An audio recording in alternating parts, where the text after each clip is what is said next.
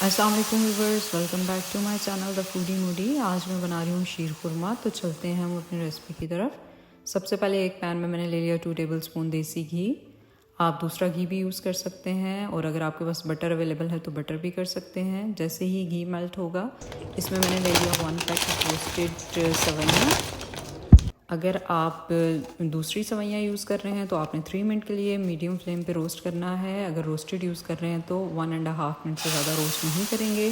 जैसे ही ये फ्राई हो जाएंगी, इसमें मैंने ले लिया हाफ के जी मिल्क डालने के बाद किया अच्छे से मिक्स करके मैंने इसे कर दिया कवर फॉर 5 मिनट्स, ताकि हमारी जो सवैयाँ हैं वो अच्छे से गल जाएँ। आपने लो फ्लेम पे ही इसे रखना है।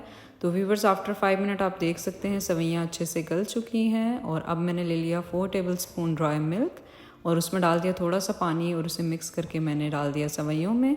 साथ ही मैंने ले लिया half cup plus 2 tablespoon sugar, वो ऐड कर देंगे इसमें, और अगेन इसे करेंगे अच्छे से मिक्स। ड्राई मिल्क से टेस्ट बहुत अच्छा आता है, इसलिए इसे ज़रूर डालिएगा। साथ ही 1 टीस्पून मैंने ले लिया केवड़ा एसेंस, और साथ ही मैंने डाल दिया इसमें सैफ़्रॉन। अब इसे हम करेंगे मिक्स। अगर आपके पास सैफ़्रॉन अवेलेबल नहीं है तो आप स्किप भी कर सकते हैं इसे। अब हम सवैयों को अच्छे से मिक्स कर रहे हैं, और यहाँ पे जो मिल्क है वो भी ड्राई होता जा रहा है, और जो रिमेनिंग हमारी सवैयाँ रह गई थी वो भी बहुत अच्छे से गल चुकी हैं।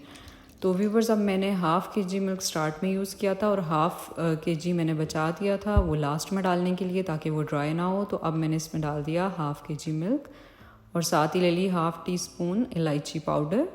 अगर आपके पास पाउडर अवेलेबल नहीं है तो आप पूरी इलायची का भी यूज़ कर सकते हैं। पाउडर डालने के बाद हमने इसे करना है अच्छे से मिक्स।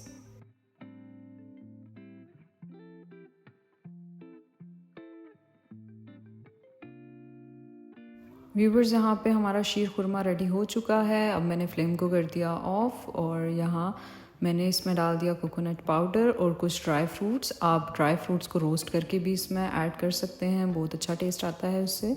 और अब मैं इसे करूँगी सर्व थोड़े से ठंडा होने के बाद। तो यहाँ पे मैंने इसे सर्व किया है। आप किसी चीज़ में भी सर्व कर सकते हैं, लेकिन ये जो मिट्टी के ग्लास होते हैं इसमें सर्व करें और इसे ठंडा होने के बाद खाएं, बहुत ही मज़ेदार सा इसका टेस्ट आता है।